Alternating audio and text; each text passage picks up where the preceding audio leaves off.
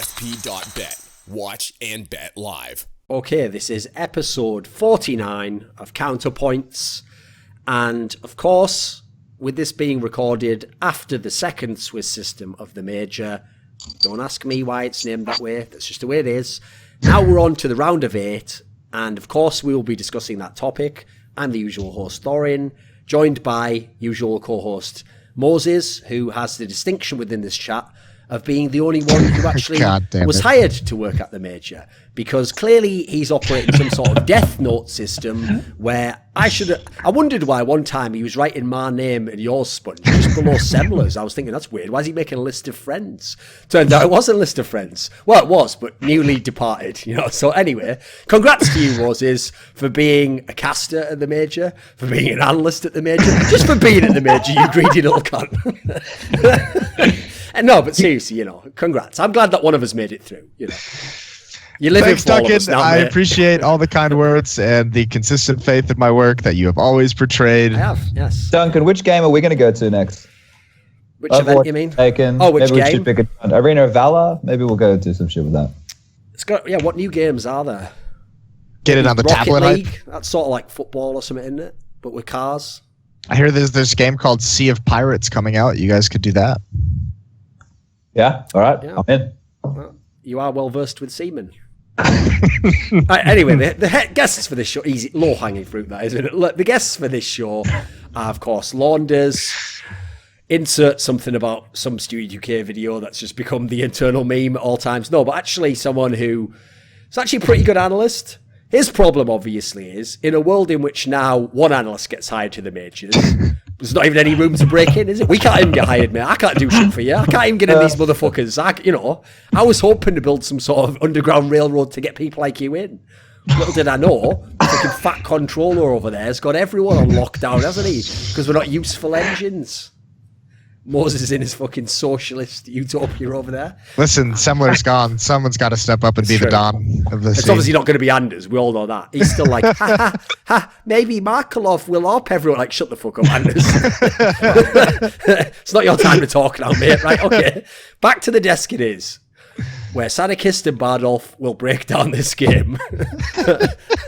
Anyway, the other guest is, of course, SPUNJ, who, I mean, we were just joking before the episode went live. This is just the way life goes, you know. There's certain times where you just have a bad luck as to when your time is, you know. Like, obviously, if you were a basketball player in the 1990s and you didn't play for the Chicago Bulls, obviously you're not winning the NBA championship, most likely. Well, likewise, Chad went there with Renegades, decent upset team, again and again to majors. The one major where you can go and be like the 5th best team in the CIS minor and make top 8.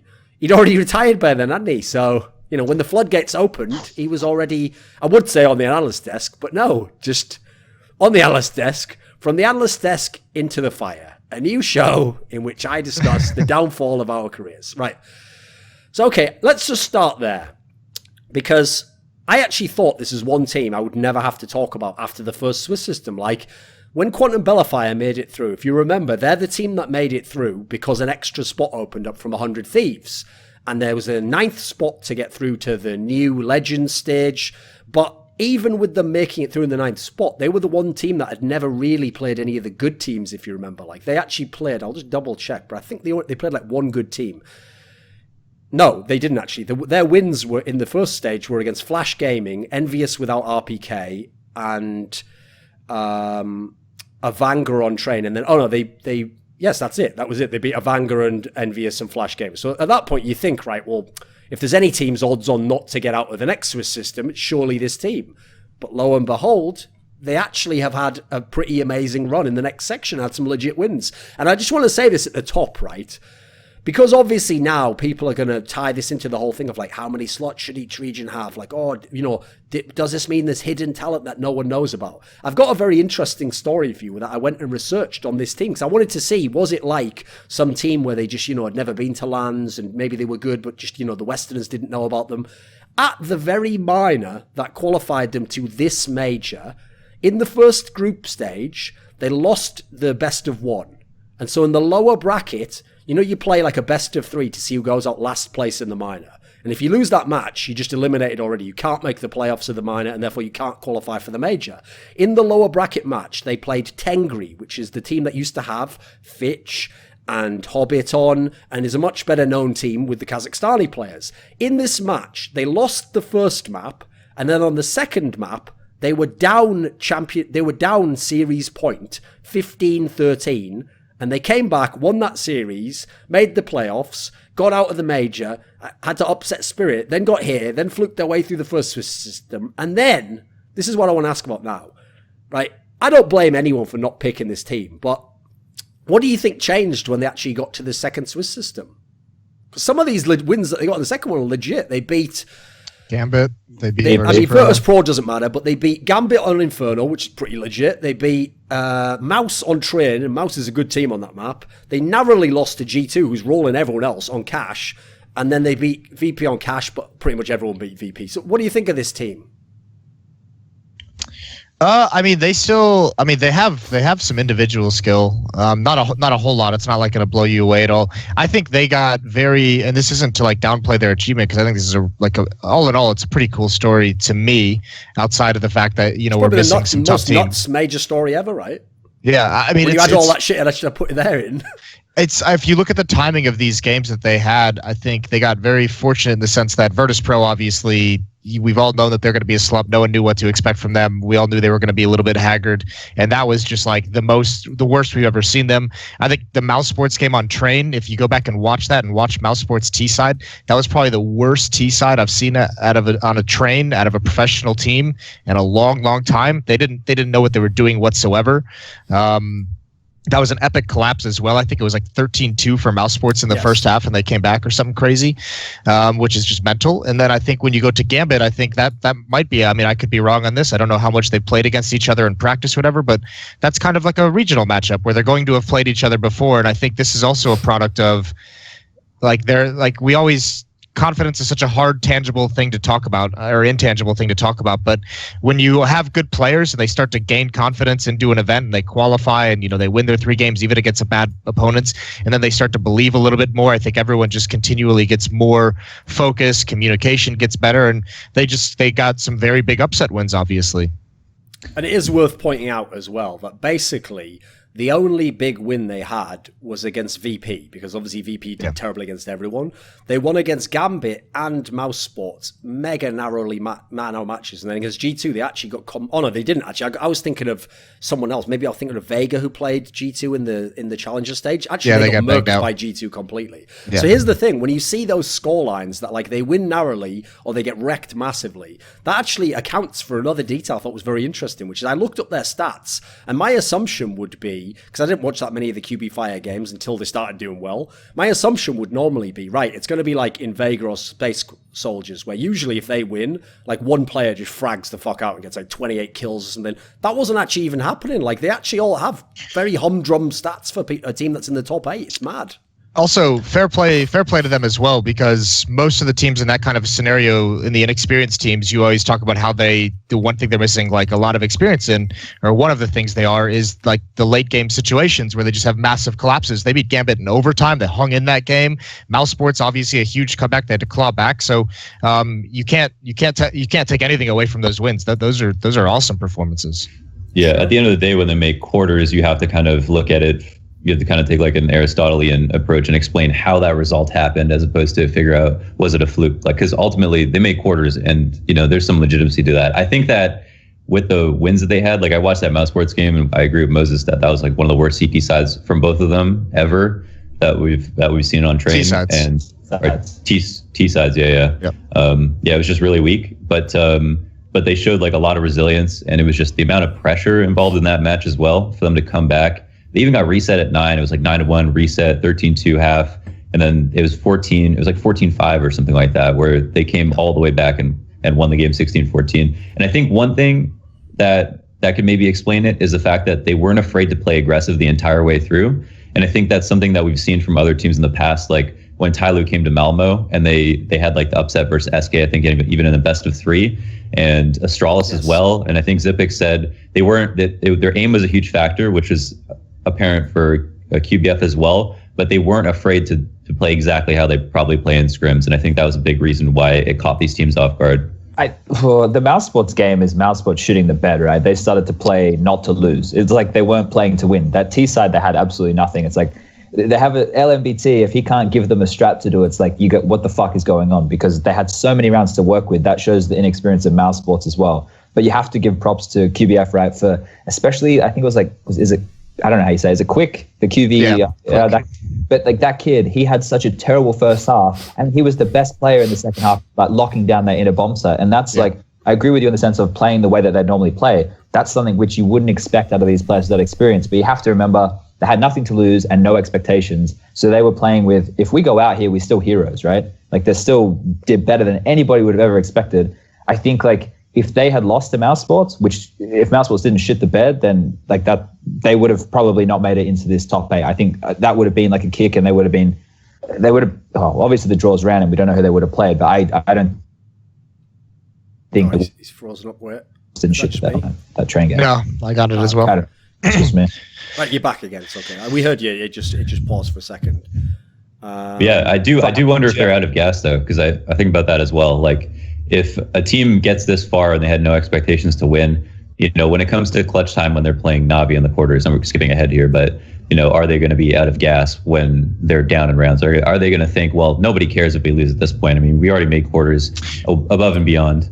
Well, there's also another factor that's bad for them, which is that most of their wins have come on Inferno and Train, which is literally Navi's map pool. Like, Navi basically plays Inferno, Train, and fucking Overpass. That's like the 3 maps they won all day long. So you're in that scenario where you're probably picking a map that Navi actually wants to play. So yeah, I don't think it matters. Ideal.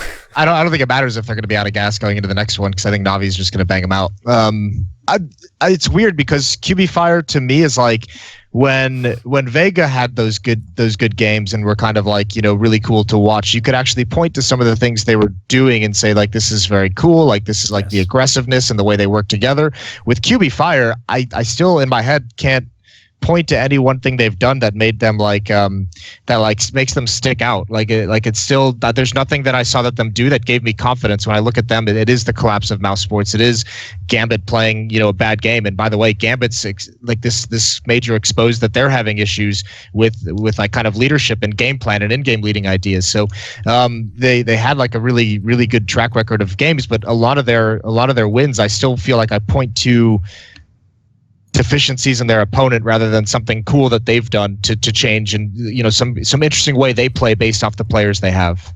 Okay, right. Well, let's talk about the team they were playing against then in the round of 8, which is obviously Navi. And Navi has been a really weird team in actually both the Swiss systems they played, because bizarrely they only tend to either just completely get wrecked or do fucking amazingly. What did you think of Navi? From what we've seen this tournament, right, of Navi thus far, it's like before we're coming into this, it's like Simple was the one doing everything. Like you look at DreamHack Winter, that guy just went nuts. Like he just went absolutely bonkers. It's good to see Electronic being a little bit more activated, but I think, you know, people put a lot of stock in Zeus to just be this guy that's like a genius in-game leader. But murmurs, I don't know if you guys have heard the same thing as what I have, is that we all praise Zeus for Gambit's like winning that major, but the murmurs are that he was basically not the reason. It was like Adren and Dozier standing up and saying, you know, this is what needs to happen, or just it was a certain situation. I mean, people go too far either. Yes. I'm sure he played a role in it. It's just the problem was obviously the public gave him all the credit, you know. Like I agree that sounds very unreasonable, especially when you consider like it's not like Adren and Hobbit have stopped being good players since he left, you know. Hobbit's still a fucking monster. Yeah, I think like contextually, right, it just needs to be a different Navi than the one we experienced with Zeus in the past, right? Like, but you are right. Like at this event at the moment, Flamey has the best stats for the overall major at the moment.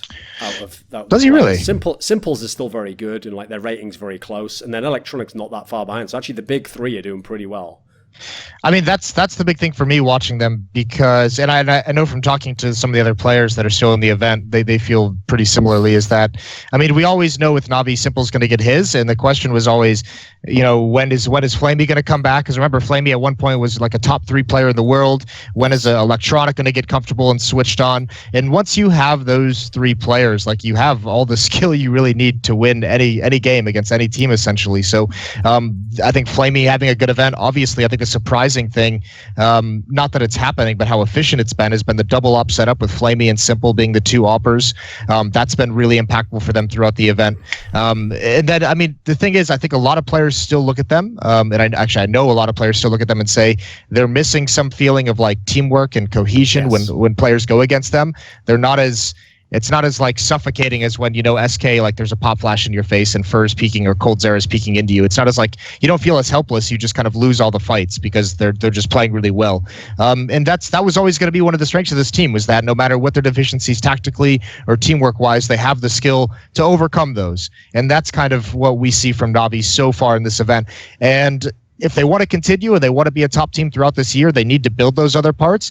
But at the moment, certainly having those 3 players playing at a really, really high level is enough to make them dangerous in this event.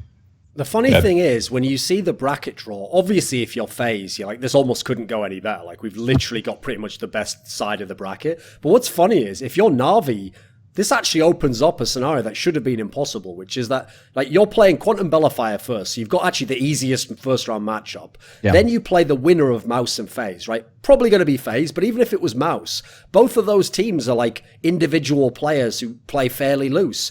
That's actually probably the best chance Navi actually has. Navi has some sort of weird outside chance to even make the final. I wouldn't pick them to do it, but I would have said if they'd have had to go against SK Gaming, any of the other teams pretty much on the other side of the bracket, I think they would have been in trouble. Yeah, I think that I don't think that Mels will make it, though. I know that it was a really close final, and maybe you could argue that they could have potentially won ETS. That's what's triggering me a bit. That's getting overblown. Like, why do people do that? Why is it right that when there's one match, they always act like, oh, the second one will probably be just the same? Like, why would it, though? If anything, the fact that match happened is going to affect the next match. You know, it will inform what happens next time, won't it? I think it also favors the favored team in the next match. Yeah, because you see what your weaknesses are, right? And how they pushed you, and you think, right, well, I'm going to fix that up. I'm going to shore this part up. Maybe I'm going to play a different map, you know? I don't want to get too ahead of things here, but this is Faze's major to lose, considering teams, like in the situation that everyone's in right now. And their bracket. Well, I think the bottom half of the bracket is a lot more interesting, right? With G2, C9, SK Fnatic. I mean, I still think it'd be 2-1 for both favorite teams, but I think that I think it could go either way. And then I think there's a world where Fnatic actually make the final if they can beat SK. Okay, well, let's talk about these matchups then. So, okay, let's start with that one, the SK Fnatic one, because the reason why that's an interesting one to me is because actually, if we're to believe this story, that SK just hasn't practiced at all. Like, even when they went to Atlanta, they practiced with Bolts instead, and they didn't want to practice with Phelps. Which, listen, if you can believe that, all I'm going to say is I'd like to see someone take a polygraph test and not fall in, because certain types of people can actually pass polygraph tests. Little Easter egg there, look it up. Anyway, not that straight fire, by the way, if you don't know that reference. Anyway, look it up. So maybe like Taco, I think his emotions are getting the better of him, right? But anyway, if you had to put a team who hasn't in theory practiced much and is using a lineup that they claim, wasn't working and they needed to change, against a team aside from FaZe or G2, Fnatic's a pretty solid one. I think Fnatic's a pretty fucking well-rounded team. I don't think they've necessarily got like massive hitters. Like Crims has had very good stats here, but like I don't know how reasonable that is. That continues, but they're a pretty well-rounded team. I think they've got a decent map pool. They actually seem like they play with tactics. They've finally gotten all the old broken Fnatic players playing half decent. It just shows how funny it is in Counter-Strike that you actually can make roster moves, which on paper are complete downgrades that actually make you a better team, though.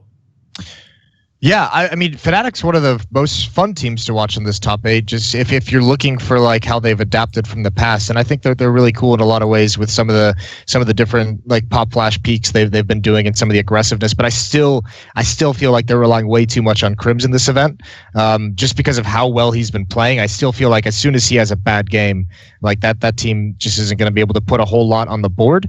It's because like you said, a lot of those roster changes on paper are a downgrade, and when you put them man for man against someone like SK, they're going to chew you alive if you're not doing everything right. So I'm very, very scared. I still haven't seen, like, JW and Flusha are solid. They've been really good, but they haven't been like, you know, the Flusha and JW of old, which they might never be, but those were the guys who could like turn entire situations around single-handedly. I don't see that out of them. Crims is the only one kind of doing that. And so I'm still taking SK to win, but I think Fnatic's a very fun team to watch. And I think like they're really cool to think like what all of this is going to, like Golden might be establishing himself as a very, very good in-game leader coming out of Sweden. I think that Fnatic I think Mirage will almost certainly get left in, and Fnatic will almost definitely win Mirage. I think that SK's Mirage is like really good, and they actually did a lot of work with Phelps to improve their Mirage with Phelps. But when I saw him play, he had like 80 ADR or something, and had like a pretty good CT side. But when I watched the demo, it was like he was getting a lot of action at A, but he was playing the spots kind of weird. I didn't really feel like they could be consistent. Whereas Fnatic have like, that's their one map that's really good, and I think that the map pool doesn't really favor them. But if I don't know, let's say Cobble gets through, like SK pick it, maybe there's a chance that Fnatic can actually win. That's actually a map that Fnatic's been winning on. The problem Fnatic has is their best maps are Cobble, Train, and Mirage. And we know SK plays all those. And the problem is, like, they're just 50% at the moment on Inferno. And obviously, ideally, that's the map that everyone wants to try and get against SK, you know. But I think it would be a bit ballsy to pick that as your map in a series you're already not favoured in, you know. For them to pick what? If Fnatic picks Inferno. Oh no, I actually think SK should ban Inferno. I know that sounds kind of weird, but I think that in this series, because they have... It makes sense, mate. The Fnatic has not played Nuke, and traditionally they don't play Nuke. SK is going to ban Nuke. Sadly, they will, because they just always do. What did you say? It has to be the order. Like neither team plays Nuke, right? So one of them is... They could even float it to the second phase if they really wanted to. Just float it, yeah. Some people need to have balls in the video. Like, neither team plays it, so you could. I don't know if anyone's willing to take the risk, right? I think SK are the team right now who, like, I think SK for me is still best team in the world, but with this Phelps thing, obviously we talk about the practice, all that kind of caveat, all that kind of bullshit.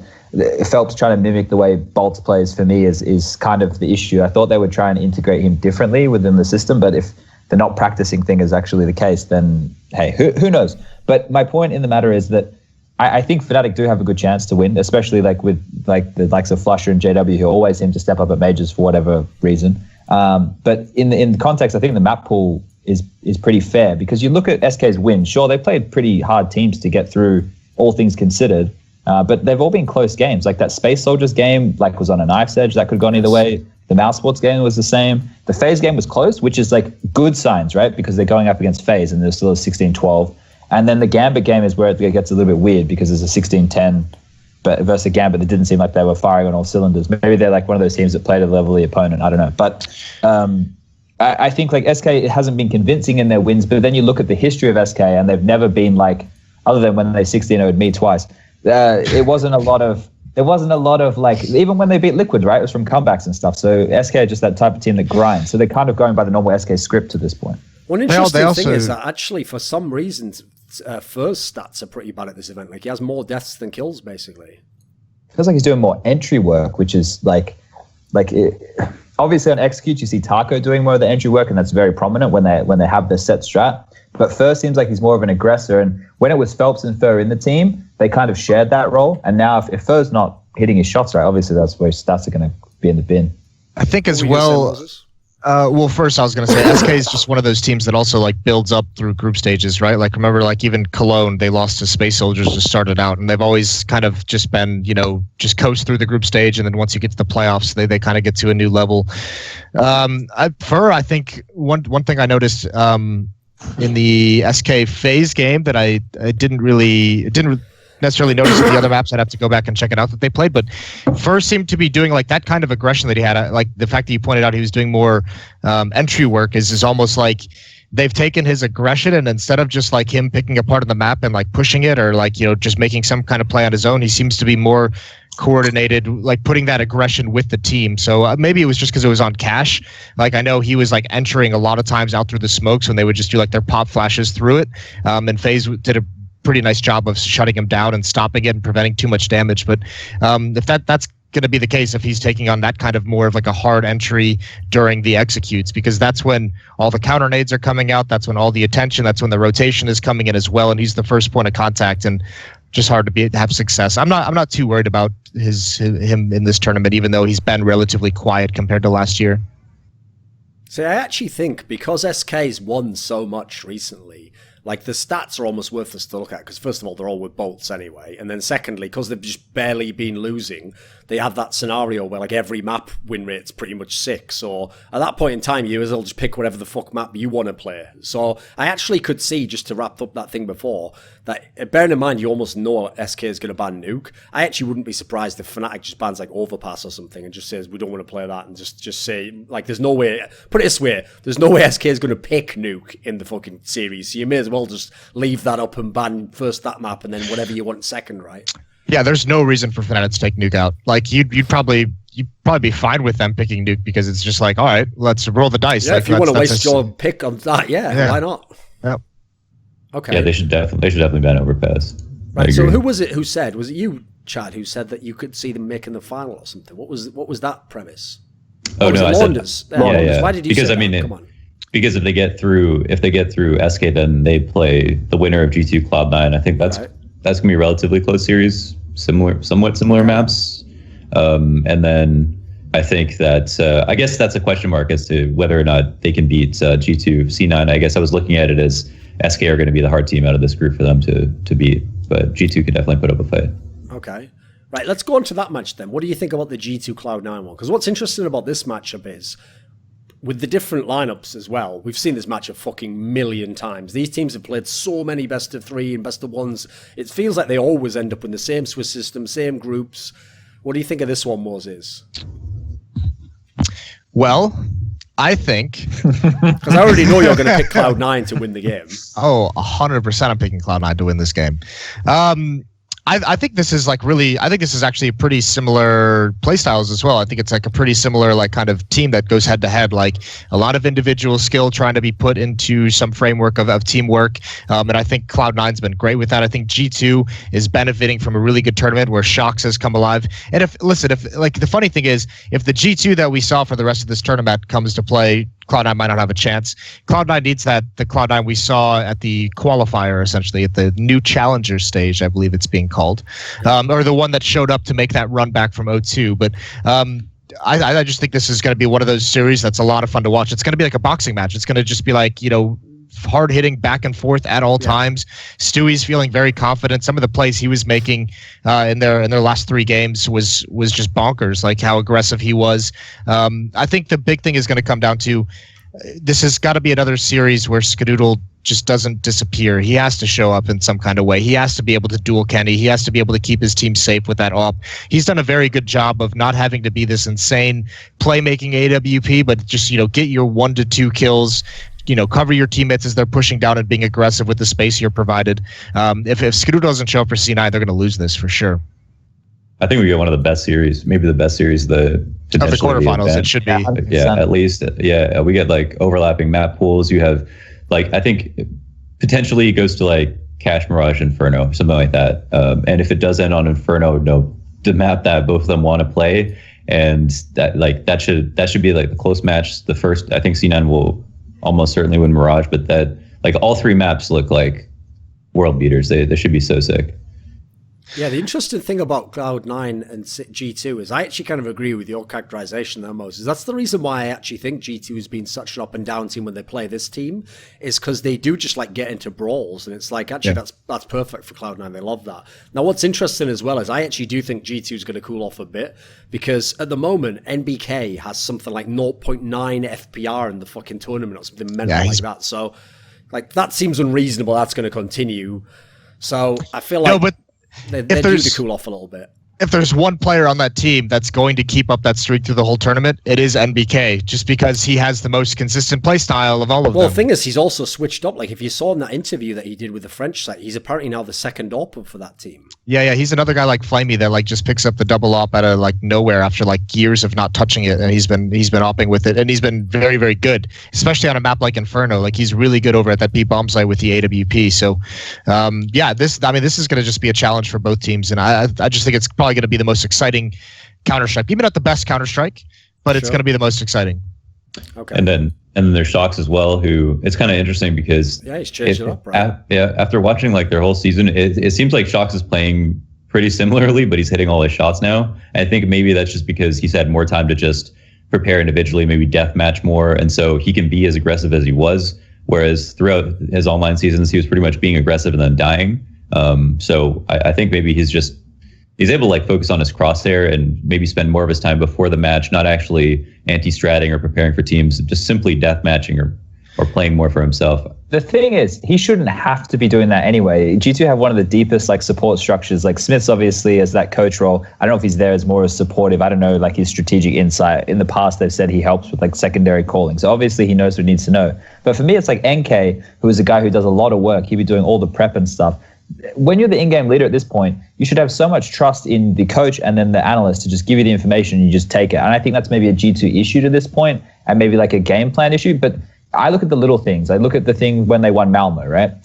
That's when they were running we take the eco on the second, the full eco, and then we buy like the Galils and the AKs with like armor on the third. And they're doing that again in this event. And I've seen that. And that's like the sign for me that, hey, are they taking this, like, that's like, oh, they're taking it seriously now, right? They understand. And they always have quirks with the buys. Sure, we say they buy the CZs and the force buys and shit, but it works for them. So there's no point us like critiquing that in a negative way, but it's just they're showing the diversity in the way that they can play the game. They're not going to be super stubborn.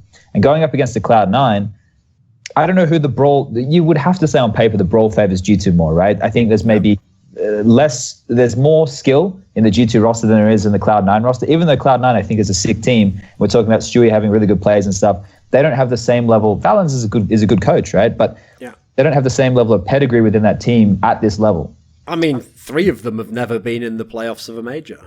Sure. And obviously Tarek only made it once himself. And, well, actually, no, not 4, because Skadoodle obviously hadn't made it. So, actually, Tarek's the only one who's played in the playoffs of a major, and that was ages ago.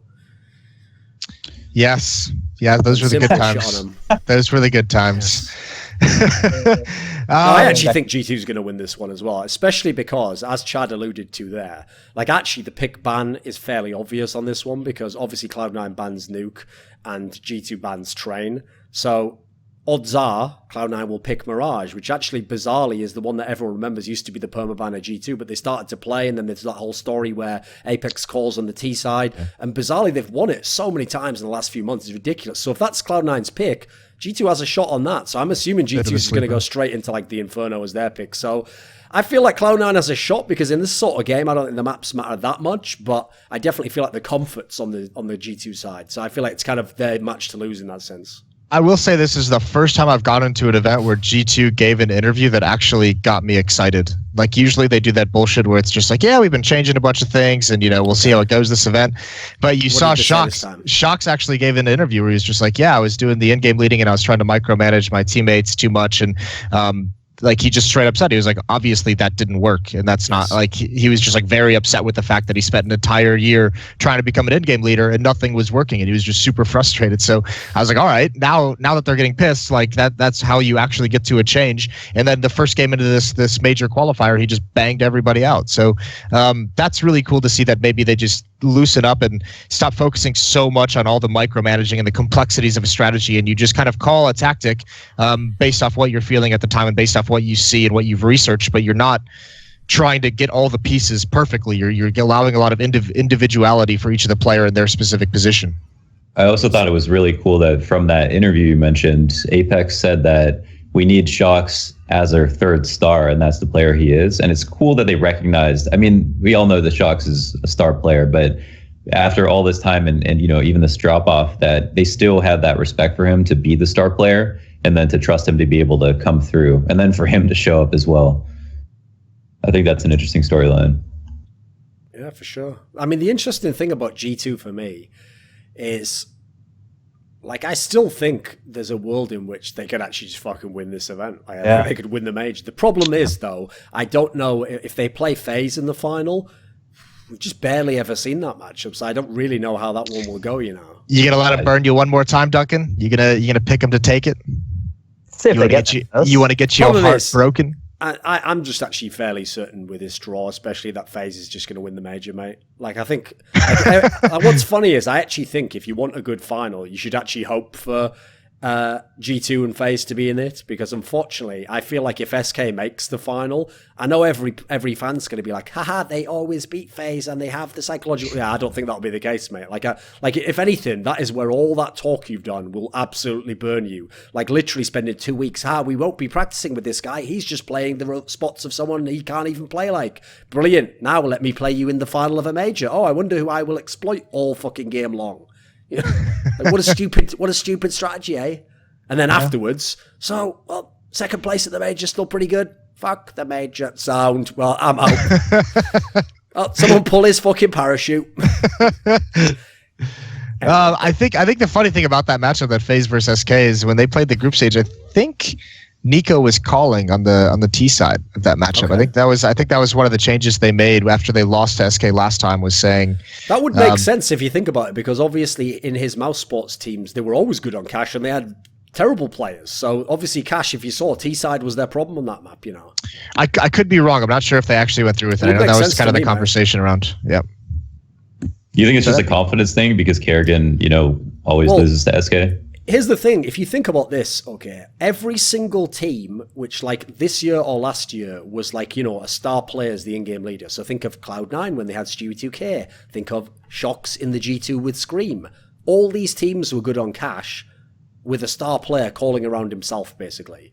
Because I actually feel like that's like the ultimate map to have like one-man players, as in like, you guys do this and I'll just do whatever the fuck I want. And if you're actually a star player and a really good rifler, it's the dream. You just get onto the site all the time. It's fucking amazing. So I actually think it makes logical sense to have Nico do it in that scenario, because for some reason, I mean, obviously I still have PTSD from that fucking IM Auckland final. Kerrigan was just ass on that map on T side. I think part of it is Cash is a map where when you have like the advantage of economy, like it almost is worse for you to try and be strategic with it. Like it's like since you can bully into bomb sites so easy. Like if you go back and watch that, like some of the strats both teams called them, by the way, was just like, hey, all 5 players walk B. I'm going to throw a flashbang through the smoke in the choke point, and then we're just going to explode. Like you don't need super in-depth tactics. You can have them, and they work very, very well. But if you're doing it every single round, and those pop flashes through smokes just make the defenders uncomfortable, make them use more utility, make them hesitate a little bit more before they try and change their position or make some kind of a play. So I think having someone who's going to be able to just call that kind of a strategy, who wants to call those kind of strategies, is not a bad thing on that map. That's an interesting thing. I wonder if it'd be an interesting thing to look at, is how long an average T side round on Cash is, if it's like shorter than other maps, just because the map's a little smaller. Definitely, there's a strategy of trying to burn the other team's utility to give you the best chances of getting in. If you have the most utility, you'll win that fight most of the time. So you try to play the long con, but on Cash, because you don't need that much utility to take a part of the map, and it doesn't take that long, I suppose. Maybe it just makes sense to jump in between a smoke or in between a Molotov or something like that, and maybe it can only hurt you to wait longer. Or you go the other route. If they don't have nades, you just take mid, because if you're a CT team, you can't hold mid without nades. So you just walk out, and then you have control of the whole fucking map. But that's the thing, right? Even holding mid, like when you do have nades, is a gamble, because you do the 3 mid control and you have 1 at each bomb site, and then they do like a contact or an explosion play on A or B, and then you're fucked. Exactly. Either way, you're retaking something, and that's the problem with that map, right? It's not the problem. This is the thing I love. It's just the way it plays out, right? It's about being like one step ahead, right? And that's the thing. But I agree with Duncan in the sense of it's a map where you can have an individual to open things up. I remember playing Cloud9 like fucking years ago now, and they just do like a default spread and wait out the time, and they just have their individuals who would find a kill here, there, and then they could just call off of that. The map's like super fickle in that regard. It's like it can either be played really fast. It's super diverse, but I think people hate it because it almost seems like you have to gamble stack, or you're making a decision based off of a gut instinct, which for me is the best bit. But Counter-Strike. That's why it's the most exciting map, I think. Just no one likes it because there's no like good way to play it, right? There's no like set way to do things that everyone could do it. That's why I do think when they removed Dust 2, people actually realised that Cash is just the other Dust 2, because it's also the map where it's like, no one wants Cash to be their best map. Like, you're going to get upset like a solid 30% of the time if that's your best map, because it's just going to happen. Someone's going to have an amazing game. Someone's going to win 4 clutches at the A site. It's just going to happen, unfortunately. There is no perfect way to play that map. Like when people saw that stat that Astralis had this year on Overpass, what, at some point in time, they were like 19-2 on it on LAN. That's because you can just actually run strats on that map, regardless of who's playing well, and win the map. Just stuff like making the right read, isolating the right person, forcing a rotation. You can't do any of that shit on Cash. Yeah, I think that's the interesting thing about Cash is that like MSL had this interview. I always remember it just said this ridiculous thing, which was like there's not a lot of options for CTs to get map or to do aggressive plays on Cash. It's like the most open map that you could possibly think of with the most. But I think in his head, it's like there's not enough safe options or like guaranteed options to push on CT side. That's one of the reasons why his teams for the last like 2 years haven't wanted to play Cash, which that actually tells you something logically. Because MSL is the guy where if he finds something he thinks works, he just does it forever. So if he literally just won't even play the map, that means he just can't find anything that he thinks is reliable. Except apparently that's not a problem with AZ. Banter. I like it. Sorry, they got banged out of the fucking major straight away this time. Oh, they did, didn't they? That one. Yeah. Well, that hold one up. hurt. Now that we have 24 teams, they're still in the major. So It's true, yes. Yes, my mistake. Look. They still have that prestigious spot in the major. it's just fucking. Tell you what, though, they're in the new challengers stage, and they look like the fucking new challenger where they blew up on fucking contact with the air. Reference game on point there. Luckily, no one here was alive at the time that happened. I mean, if they had and they'd been inside, they also wouldn't be alive right now. Anyway, like keep that going. Sorry, it's not too soon. There was no one is a It's good. family member. Plenty of years has passed. Launders is just letting this one go. Millennial doesn't know the reference. I'm not even sure. Is that something to do with the Sega Genesis? You really don't know. Anyway, let's actually talk about the matchup we haven't talked about so far, which is the Faze Mousesports one. Because as I said, for whatever reason, fans are going to do that thing of like, oh, but at ECS it was so close, and that, which it was, yes, obviously. What do you actually think about this matchup, though? Yeah, I think is there anyone has Mouse taking it for a start off? DDK. DDK. I don't think there's a way like. I don't know if he actually does, but he does fucking love Mousesports. It's like his favorite team. I can see them taking it. I'm not going to pick them to take it. I think I might be the only person still in this world that's not like super convinced that this Faze team is as like god tier as portrayed to be. Like I know they're extremely good, but they have shown some tendencies to have like, you know, really underperform and have bad games, and like individuals like seem lost and T sides really, really struggle. So I mean there are areas in which, you know, if it's the right circumstances, Mousesports can take this one. Yeah, okay, no, Chad. I know inside your brain right there, you were just thinking, yeah, and they're still in the final every fucking time, Moses. Only in a world in which, like, you know, people like Cloud9 are like, thank fuck we made the playoffs of a major. Then Moses is like, think about this Phases. I know you guys think just because they make every fucking final and win half the tournaments that they're good or something. They're not good. They're just a team.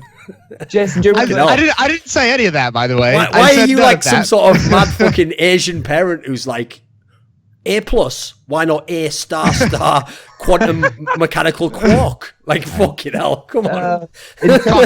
Calm down, Kathy Newman over there. Unreasonable as fuck, isn't it? No, I mean, let's be honest about that. I mean, we have seen many times that they have had those bad games, and yes, they always overcome it, but this Mousesports team is also not bad by any sense. I'm just saying, let's not look over the weaknesses that we've seen out of Faze at different times, not only throughout this event, at other events. Are you ready for some detective work? I've got some for you here based on what you actually told me earlier. If that is true, that Nico now calls on T-side of Cash, are you ready? Here's how that is probably correct. Because if you saw on Twitter, there was a bizarre exchange I had with Yanko, where I pointed out, right, that actually of all the top teams, Cloud9, much like Faze, is one of the few that has kind of like a limited map pool. And he was like, what do you mean Faze has a limited map pool? And I was thinking, what the fuck is this guy? You do know at one point in time they had a stat, you know, where they were like, you know, some insane amount on the best 3 maps, and then every other map they were like something mad, like, you know, 2 and 8 or something mental, or 3 and 8 or whatever it was. So I was thinking, why would he say that? Because obviously they've had some dodgy results on Cash where they like barely win or they lose. On Train, they're all over the fucking place. So I'm thinking to myself, I was assuming he meant that Train was like their secret sleeper pick because, you know, they've played it quite a lot in the last few months. It turns out he thinks they're really good on Cash. Now, if you know anything about Yanko, everything that comes out of his fucking mouth, you can almost see Nico's fingers sticking out the back of his fucking throat, can't you, while he's talking? So that's all you need to know. Now that Nico's calling on Cash, I think they're good on Cash. So there we go. That's their secret fourth. That's all you need Mouse to know. ban it. Why don't Mouse ban it? They have like They actually have a pretty good map pool here. I don't think their cache is scary enough to ban by any means.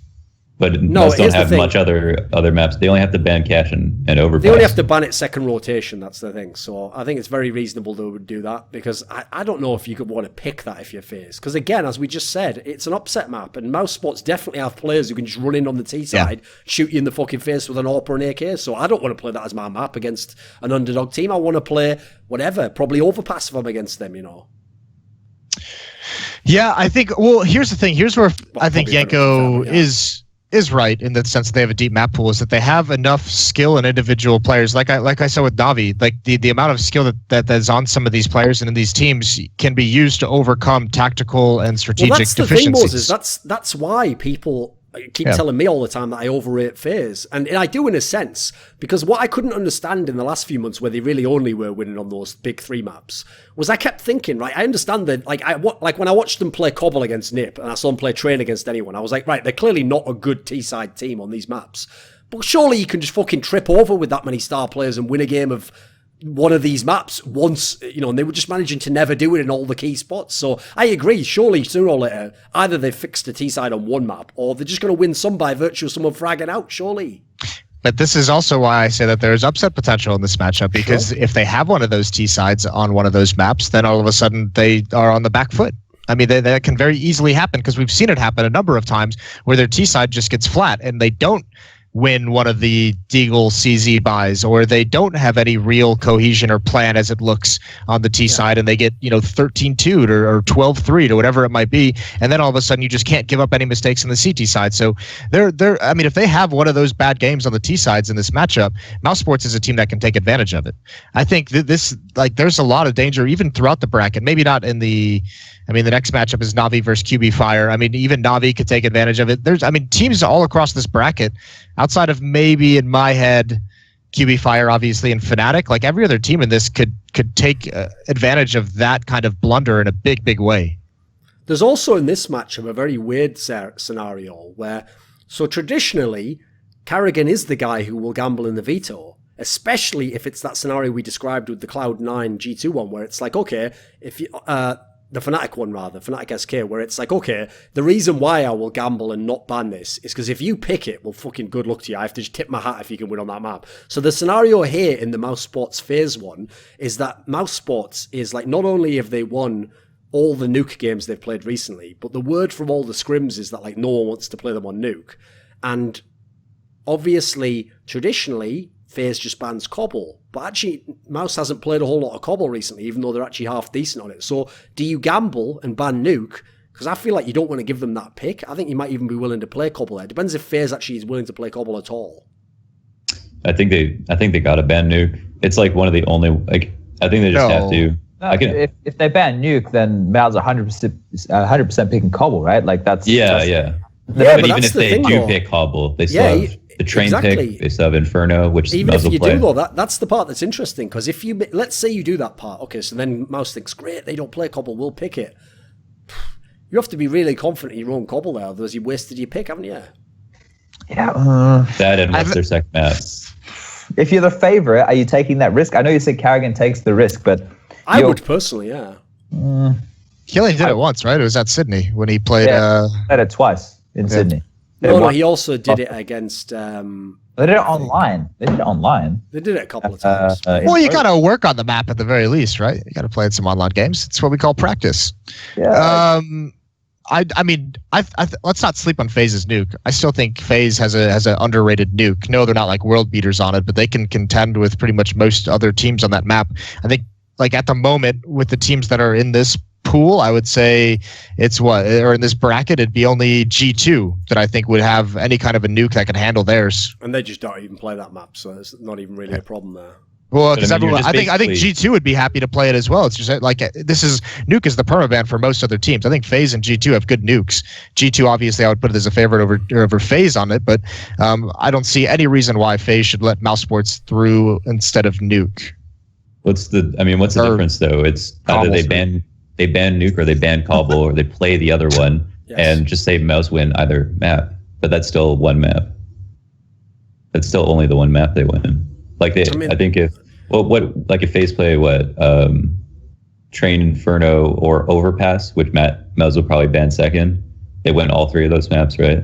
I mean, I figured the third map's going to be Mirage no matter what. So in this world, that's the reason also why I think for Faze it doesn't really matter what Mouse's pick is. If you get to the decider, like, you want it to be Mirage as the fucking decider. So like, you can't complain if they then do really well. It's supposed to be your godlike map, isn't it? So go ahead and win on it. You know, like, eventually in a major you're going to have to play a map that you're both really good on. So the problem is though, it just seems almost certain that Faze is just going to win that half of the bracket. Yeah, I mean, I certainly. Again, like Navi could, Navi and Mousesports could, but I would take Faze to get to the finals from that side of the bracket. Do you think that Navi could beat Faze? Yeah, I think it's possible. Like, for example, I think they have some maps they can play definitely. But if you look at this top 8, it's kind of cool because outside of Fire, all seven of the rest of the teams, you feel have a chance against everyone on their side of the bracket, no matter how like a realistic chance, like not like something that's like, oh, they could win. Like there's a 10% chance they'll win. There's a good chance that Navi will be able to beat Faze or Mousesports. There is a good chance that Cloud9 can beat G2 and then play either SK or Fnatic and have a good game and maybe upset one of them. I mean, there are those chances across that. Especially because, as you mentioned earlier, it's been like there is a big 3 in Navi now. Now, funnily enough, this is a great example of a team where it's like, it's the same with G2. This is one of those teams where fans will always get on you because when they have the really bad performances, they're like, why do you rate them so highly? Why do you say that this player can do X and Y? It's like, because they can, they just haven't done it at the moment. Like, I get it. Yeah. Like, yeah, eventually you have to bail on it. But then, especially these sorts of teams, they never fully let you do that as an analyst. Like, if they fucked it up 4 times in a row, everyone would bail on them and be like, right, I'm not in on it anymore. But they'll always, like, fuck it up 2 times, and then the 3rd time, they show a really, like, promising performance. Everything seems to be there. They're hinting that they could be really good. And I just think the fact that this major is so wide open with the weird issues with some of the other teams, like, I wouldn't bet on Navi to make it. I don't think you can bet on them. You never know what team's going to turn up, but there's definitely have the firepower to do it. They just don't look that interesting to me. I mean, Navi, I feel like don't have that much more than I guess they used to besides their new players. I don't know if other people see it differently, but it just doesn't feel like there's much more beyond like them having Simple and Electronic and Flamey. No, I mean, they certainly don't right now. In terms of like, I'd rather watch Fnatic if I'm looking for like a tactical game or some kind of cool play style. But I mean, you can't really you can't argue with having someone like Simple in a server and the cool shit he can do that no one else can. So, I mean, they're not by any means like a sexy pick. And by the way, Navi never has been to like be like, oh, like a huge draw for a great, exciting game of Counter-Strike. But they have so much skill that it's just unreal. It's a different Navi now, though, right? Like, it can't be the Navi that we like remember. It has to be like a new Navi. Middle ground. Yeah, I think like that transition for like Zeus to get to that point of being able to in-game lead in a new style, and like saying that is weird because Gambit was definitely not the same style as when he was in-game leading with the old Navi. But I think like to take full advantage of like Flamey wants, like I consider Flamey like a rock, like an anchor player, right? But I think that when you see them on the T side, him and Simple, and then you add Electronic to that mix as like a trio entering into a bomb site, doesn't matter which one of those guys is going first, they're going to fucking clean up. It's just like, I think they're still in that transition period right now, which we've been giving them time since like the middle of the year. And obviously the Electronic move is only a new one, but that kid as well, he had a bit of experience with Flipside, and he was just playing his role. He wasn't actually being put in a star position. Yes. They can put him in a star position now. I think they should definitely beat QBF, right? That should be like 100%. Then if they go up against FaZe, I don't see them, they can be competitive. I don't think they should win that. I think for them, their biggest goal is just make sure you get the top 4, and then you can build from there. And that's a shit thing to say in a major, right? Like, I think when we have interview from the best player in the world saying, we just want to make legend status, it's fucking hell. I think a lot of people, probably myself included, underestimated how much, like, when Zeus comes back to Navi, we're all like, oh, great, like, the in-game leader's returning, finally they're going to get some of that structure. But I think we all kind of painted the picture that it was going to be Zeus like reteaching Navi how to play the game and how to fix them. And I think we all kind of underestimated how much Navi was going to have to teach Zeus to adapt as an in-game leader, because when you have Electronic and you have Simple, you can't have that hardcore structure that he's done throughout his entire career. You have to allow them to have that freedom. And I think as an in-game leader, when we talk about Navi struggling, everyone's just like, oh, Zeus hasn't been able to figure it out. And it's like, well, no, of course not. This is all new for him too. He knows coming back into this, and there's no way like Simple, when Zeus comes back in, that Simple and Electronic are like, yeah, you know, I don't want to make any decisions. I don't want to have any input on like where I go and where I am in the system. There's no way they're going to give that freedom back, because you need to be able to have it as a player of their caliber and their abilities. Well, let's talk about this, right? I think this is a really important point, because like we've all been involved in Counter-Strike for a really long time now, and we all remember the like ebbs and flows in 1.6 of when it went from being like just individual to then like super strat heavy, like the Fnatic era with Khan, where they were just fucking like on point. And then obviously when we had just Get Right and Forest going off, it went more individual, and we had like it just constantly changed, right? Like it's always been that way. But I think like Counter-Strike right now, Astralis, when they won the major last year, okay, sure, they played like VP in the grand final and it was like a super explosive like game, but they were much more structured. And then you saw like how easily that structure can be exploited. The things they were doing sick was like that BXQ on Overpass always comes to mind. Having those like go-to strats is different from like actually being able to play like a freestyle of Counter-Strike. You look at Astralis in the last few months of last year when like Kirby, when they had the stand-in and Kirby was able to play free. Like you look at that guy when he doesn't have like the reins completely pulling him back, he was a much better player when he could do whatever he wanted. And now they're like, the Danish scene's in turmoil right now. Like that's just the fucking situation. But my point is, for this whole thing with the CIS region, and especially when you see the pure CSGO players, like I'm talking like the Stewie 2Ks, these kids we got coming out from like Vegas Squadron making dumb fucking decisions, pushing through smokes in 5v4 advantage, that kind of stupid shit, right? But this is Counter-Strike now, so you can't have like an RV that's super structured like they used to be. It needs to be like a hybrid. And I think like that's such a shit thing to say, because like, oh, balance, you know, you need it in life, but you need it in Counter-Strike. And I think that transitional period that Jason's talking about, from Zeus being like a structured in-game leader to having players like Simple, Flamey, and Electronic that can fucking do anything and blow all of our minds, it's not something which you can find easily, considering how far on the spectrum those 2 points are. And it's like with Navi right now, it could. I think they would be better with Angel as the in-game leader than Zeus. Like I think that team would be like top 5 in the world with Angel instead of Zeus. The thing is, I actually feel like they should. It's funny because obviously it's going to seem stupid, since obviously this only happened when Zeus left Gambit. But I think they should go more towards the style the current Gambit has, where they don't have like the best players in the world. They have a couple of pretty good players, but they just play like on all the different spots on the map. It looks like they play like 2-man game, and then they just say like, oh, like who's going in first? They try and like slow the game down. Once the utility's gone right, just read when are we going to go in, and then you just go in when you're going in together, you know. So I feel like with so much talent in their teams, that first of all you get a bit of freedom there, but then there's like it's like the follow-ups where the structure is, you know, like after it's what you do after the initial freedom, you know. Whereas at the moment, like I have to say, the biggest failure in this Navi is that you almost couldn't wish for a star player to be doing more than Simple is, and for them to be so shit at capitalizing on it is so criminal. Like what's funny is, obviously Zeus like put his stock so high by winning the major with Gambit, and he's like crashing that motherfucker so low in this Navi team now that it's got to surely balance out eventually and start heading back towards the middle. And top 4 at the major would be just what the doctor ordered.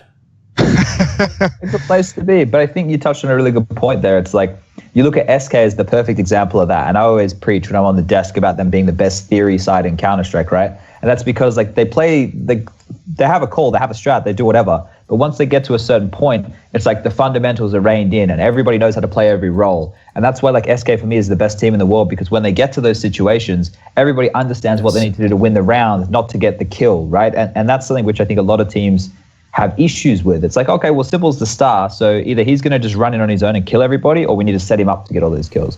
Whereas like when you have SK in a late round, it doesn't matter who it is. Like you can see this out of Taco. He's having like a pretty decent tournament. He's had some good like up and down tournaments in the past, but this is the thing where they all can do everything, and that's something which a lot of teams haven't grasped in Counter-Strike. Because if you're too in the rigidity of like having structure and like all this kind of stuff, you're never going to get there. You don't actually get that. Whereas SK sit there and they talk about every single possibility and everybody knowing what to do. Whereas in Counter-Strike, like with Renegades, this wouldn't surprise anybody. If someone died in a set strat, I would be the only person who would know that other person's smoke. It's like like in SK, everyone knows everything, and if they don't, then they can make something else happen, and that's why like SK I think are the best team in the world, whereas everyone else is just too tunnel visioned in. Which is really actually the one thing we haven't talked about so far, which is like absolutely SK has a chance to win this fucking major. I don't care what's going on with Phelps. The other players in that team have been in all those scenarios a million times. They're clearly amazing at adapting in a map itself. So I think they could absolutely fucking win this match. Their big problem is they're probably going to play G2 in the semis. That's the only concern I really see for them. Oh yeah, that's true. I didn't even consider it. I thought Fnatic would be hard enough, but the old French kryptonite. Listen, and they're even better than ever.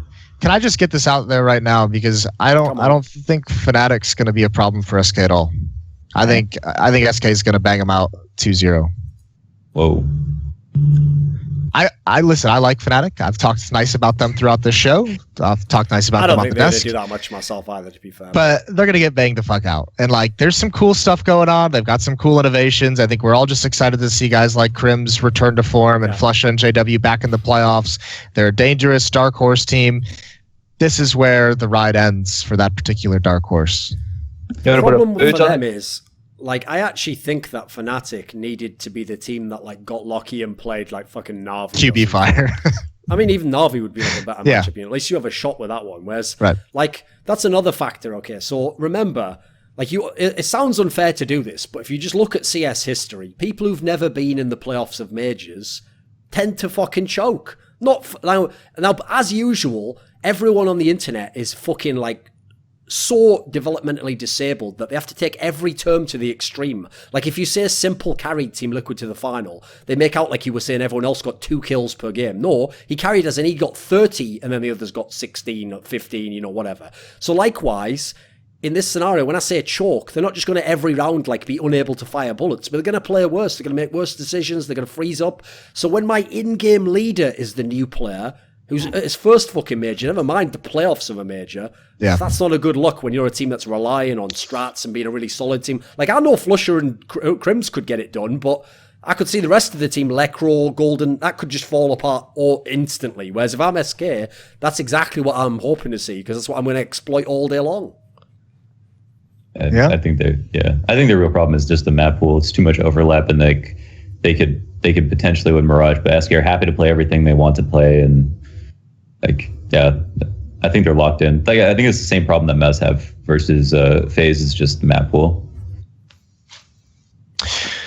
One quickly on SK is just that I haven't checked the stats. I've been getting drunk every night, boys. Come on. But for me, it doesn't seem like Fallen is having the same level of impact. Stats have been a lot worse, mate. So, like, that is either him having to micromanage Phelps issue, where he's having to do too much because he doesn't have to do that with Boltz being like a super good anchor. I know he's trying to mimic the play style of Boltz, but it's still a different story in that regard. He's starting to fill those gaps and all that kind of stuff.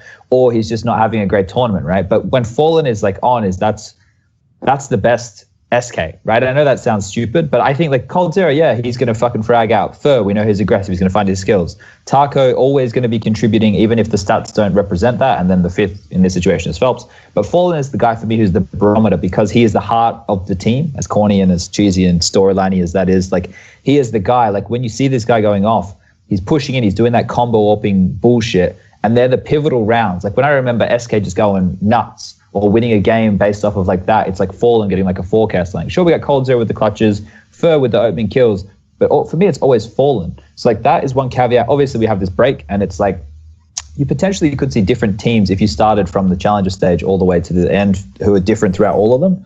But I think like Fallen for me is the one who needs to turn it up if SK were going to win the whole event. Like Faze for me, like I said at the start, it's their major to lose, and that maybe.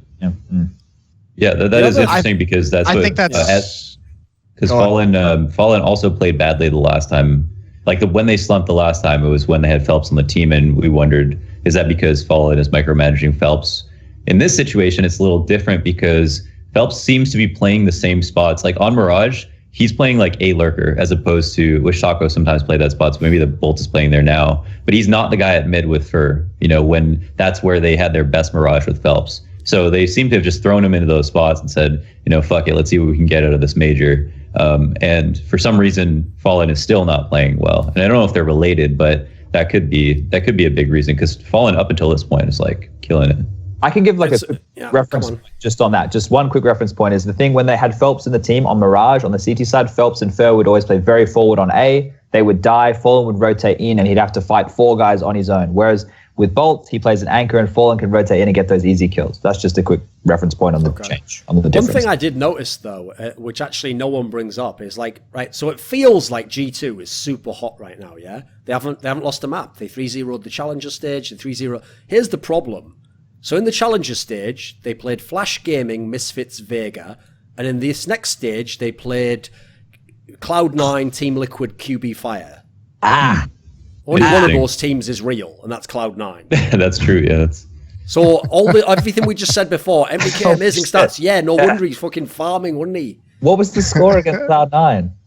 I think that was a pretty big one. I think it smashed them.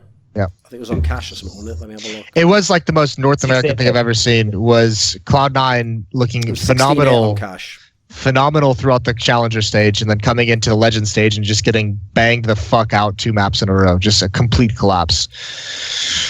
Thankfully, they rebounded. Oh, I wanted to say, I don't think I didn't like that, Chad. Which bit? This is Faze's major to lose. I don't think that's a fair statement, and I know some other people have said it. It's not just focusing on you, but just because you just said it. Okay. So coming into this event, contextually speaking, with SK inhibited by having a stand-in, who else has proven over the barely last a fucking stand-in? Who else has proven over the last 6 months that they even are a shadow of Faze? Australia's shitting the bed. G2 more up and down than a fucking yo-yo. Then you got North, who like the Raw is like a fucking kitty cat. They never do anything. Virtus.pro, who knows what we're going to expect from those guys. Navi, a puzzle. Give me another team that is potentially in like stead to win the major. QBF? SK? But I just gave you the caveat for SK. There's no caveat. Here's the funny thing, though. I do think that one thing you have to add about SK, though, is I don't even think this is all marketing. I think they legitimately, in their brain, have already put the scenario in place that like, oh, maybe we just lose this one because we don't have bolts. So bizarrely, for the first time ever, I think SK actually has sort of like their own like negative psychological problem, because even when they had Fox, because they knew they were going to have him for a couple of months and they played ECS with him and they practiced with him and they put him in his spots, even then they were like confident. You saw they did really well. They almost made the final.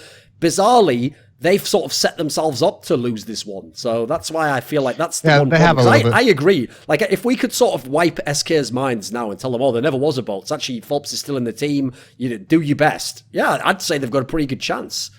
Yeah, I mean, listen, I have no issue, and obviously I believe the same as everyone else that Faze are favorites. I guess I just have a more a different like point of view on saying that it's theirs to lose, because especially if you factor in how some of these other teams have looked this event. I think it's kind of crazy to assume that they're just going to win this. They do have an easier route, and certainly they're favorites, but they have the easiest route. Just a small detail I wanted to bring up. One detail I will throw in, though, being at the major. What's that? Oh yeah, there we are. One detail I will throw in that was interesting, though, is that so far Nico has been a bit below his standard. And if you remember, he has never made the playoffs of a major until now. So again, like it feels like with Nico, obviously he's going to do super well. You know, okay, maybe against SK his numbers go down a little bit, but you know he's still an amazing player. Again, you never know what happens to people when they're in these high pressure scenarios, because the key detail is they've never been there before, so they don't know. Like that's what's sad about pro players is I think it's a factor of being so young. Every pro player I've ever met tells me this, no joke. Oh, nerves don't exist for me. I'm great under pressure. I am. It's like, well, you've never been under pressure, have you? You're talking about, you idiot. And then when they lose under pressure, they're just like, oh, I just got unlucky. And that's like, oh, fucking hell. Are you even aware that you have a brain inside your head? You know, like you're not a superhuman, are you? Like, why are people like not able to just admit that you get nervous in massive matches? What's cool is, oh, fuck, I'm trying to remember who it is now. Oh, fuck, I can't remember. There's some really famous. Oh, that's right. It's actually the Quake player, Rafa, who, by the way, is like sort of the SK of Quake. Like, he's won a million tournaments. He always did it by like adapting to the opponent, outthinking them, really clutch player. He even admits in some of the championships he won, he would go into some match against like his massive rival and be like, oh, I was really afraid in that match, actually. You know, I went in thinking like, fuck, if he plays really well, he's probably going to wreck me. But then what's funny is, his difference was he could like admit it and therefore like neutralize it before it happened, because he would sort of going right, well, since I know I can't let him get out of control in this way or this way, I've got to like do things early. It's almost like you nip the problem in the bud before it even happened, as opposed to the other way around. Like for me, the Faze problem is you go into every match against SK and it's like, you feeling all right, boys? Yeah, I'm fine. Why you got your hands behind your back? No, nothing, like fingers crossed behind their back, fucking 4-leaf clover in one hand, like don't choke, win overpass, like fucking hell, like come on, you can't just be fucking hoping you win the match. You got to actually have a game plan and believe you can do it, surely. Yeah, it's kind of an aside, but Rafa's a gem because, you know, he can explain everything he does and he's always very honest. You know, when he says he's better than somebody, he'll just say it plainly and it looks like he's being cocky, but he'll also admit when, you know, he was nervous before a match or he didn't play well or something like that. But I think it's easier for him because he's a champion, right? And he's already done it a million times. But if you get a new player, I think they feel like they're putting their clout on the line by saying that they were nervous before a match or are nervous before a match happens. They don't have like the resume to be like, yeah, I was nervous, but you know, I've also got 3 trophies or whatever. Hey guys, this is Patrick Carl-Sedermoon. You might know me as the guy with the most IM medals in the world, or something like that. I'm also the CGO of Fnatic, and you're watching Duncan Thorin Shields YouTube channel. Yeah, pleasure being here. I've created a Patreon, so if you're interested and able to support my work financially, then check out the link in the description box below and become a part of the Skrilluminati today.